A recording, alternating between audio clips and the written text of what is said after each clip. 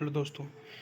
दोस्तों, मैं नीतीश आज आपको 27 अगस्त के फर्स्ट शिफ्ट का मैं आपको एनालिसिस दूंगा। ठीक है कि पेपर में क्या आया था और मैंने क्या अटेम्प्ट रहे थे।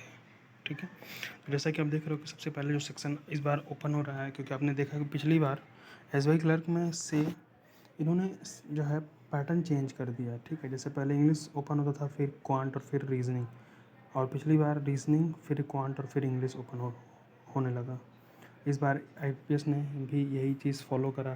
ठीक है, इसी रूल को अब हम लोग बात करते हैं कि जो हमारा सेक्शन था वो क्या क्या आया था रीजनिंग सेक्शन में। तो सबसे पहले देखो, आप देख रहे हो कि सिलॉक्स आया था। ठीक है, इसमें आइदर और सम नो करके सारे जो है ये टाइप के थे। और इसके बाद चाइनीज़ कोडिंग आई थी जिसमें 5 क्वेश्चंस थे। ठीक था, वो भी कोई प्रॉब्लम नहीं। ठीक है, नंबर डिजिट पर जो जो सीरीज़ थी जैसे 3-3 पेयर के जो नंबर्स दिए जाते हैं, ठीक है, 3-3 डिजिट्स के, वो 5 क्वेश्चन थे। थोड़ा टाइम टेकिंग था जिसमें मेरा एक क्वेश्चन छूट गया, देख सकते हो आप। मैंने 34 अटेम्प्ट रहे थे।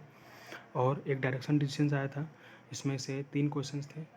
ठीक है, और एक पर्सन की जर्नी को जो है बताया जा रहा था कि ए से बी, बी से सी, बी से डी, और इस तरीके से सारे जो है वो दिए हुए थे डायरेक्शंस। अल्फ़ाबेटिक पेयर था। ठीक है,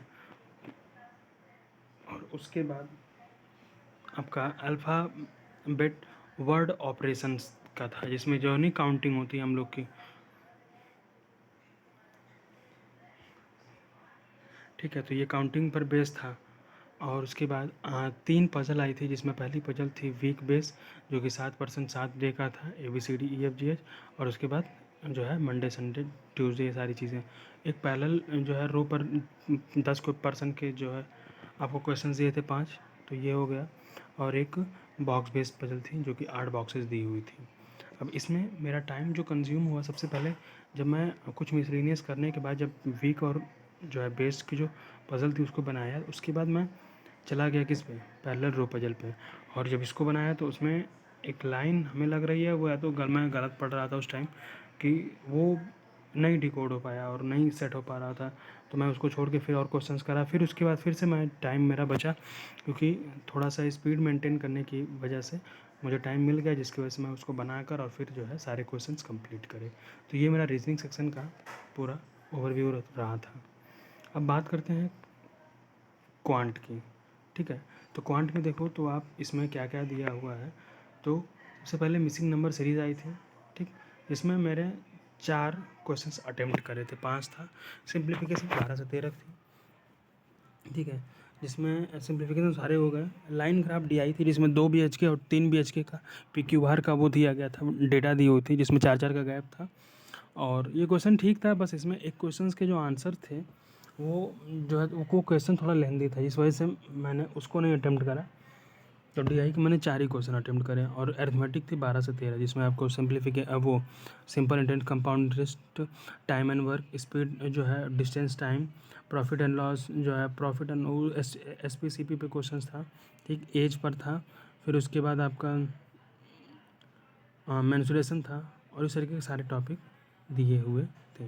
तो मेरा जो क्वांट का अटेम्प्ट है वो 29 है।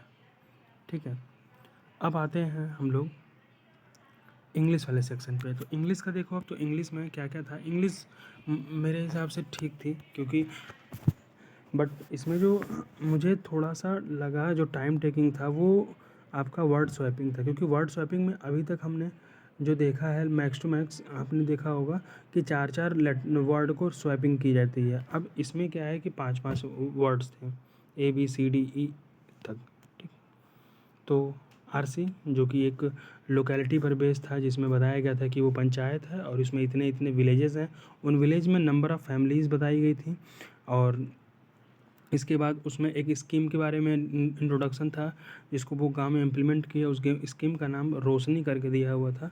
और वो वीमेन को एम्पावरमेंट और उनको फाइनेंसिंग हेल्प के लिए वो पूरी आरसी बेस्ड थी। उस पर क्वेश्चंस ठीक ठाक थे, क्योंकि एक कवर का सिनोनिम पूछा था, एक पुट फोर्थ का मीनिंग पूछा था, 2-3 फिलर्स थे, ट्रू फॉल्स के क्वेश्चंस थे, डायरेक्ट क्वेश्चंस भी थे।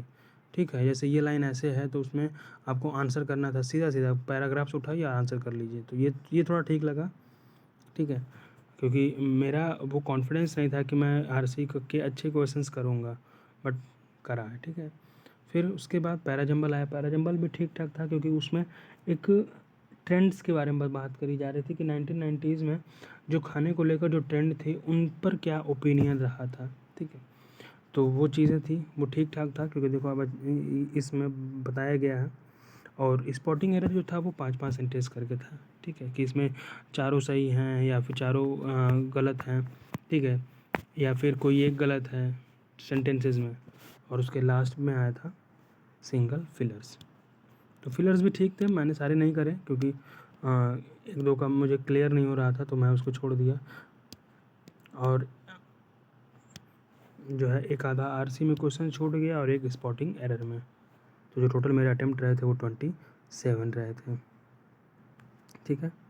तो फ्रेंड्स, अगर आपको ये वीडियो पसंद आए तो वीडियो को लाइक करना और चैनल को सब्सक्राइब करना ना भूलें, ताकि आगे आने वाली सारी नोटिफिकेशन और सारे जो इम्पोर्टेंट टर्म्स हैं आपको पता चलते रहें। और अगर आप एग्ज़ाम दे चुके हो या देने वाले हो तो बिल्कुल आप जो है इस वीडियो कमेंट सेक्शन में या फिर जो पिन किए जा रहे हैं मैसेजेस उसमें आप जो है कमेंट सेक्शन में बता सकते हो कि क्या आपने अटेम्प्ट कराया है। और अगर आपको किसी चीज़ कुछ और इसमें डिस्कशन करना हो तो बिल्कुल आप मैसेज कर सकते हैं। So thanks for watching the video.